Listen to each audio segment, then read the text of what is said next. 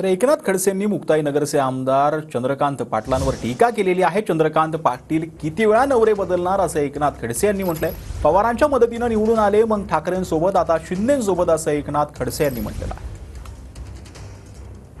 निवडणूक झाली, एकाला प्रस्थापित केला, आता दुसऱ्याला प्रस्थापित करण्यासाठी हा प्रयत्न आहे त्यांचा।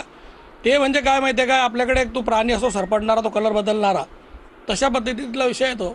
त्याप्रमाणे ते कलर बदलायचे। इकडे गेलो की आम्ही राष्ट्रवादी, इकडे गेलो की आम्ही भाजप, दोघांचे विषय घेऊन चालायचं आणि स्वतःचं फॅमिली फक्त समजून घ्यायची। फॅमिलीच्या बाहेर विचार न करणाऱ्या माणसाचं काय करू शकतो कोणी? मतदारसंघाचा विकास कधी करता आला काय ना? नेमका किती वेळा कोणाचे नवरे बदलवले तू? कुणाला बोलतो तसा? तुझी नियत आहे, तुझी नीतिमत्ता आहे का? ज्या राष्ट्रवादीच्या बळावर तू निवडून आलं त्यांना टांग मारून तू परत म्हणतो मी उद्धव बाळासाहेब ठाकरेंचा आहे, नंतर म्हणतो मी आता शिंदे साहेबांचा आहे। नेमका आहे कुणाचा? सरड्यासारखे रंग तू बदलतो का मी बदलतो? मी तर अजून कुठल्याच पक्षात गेलेलो नाही।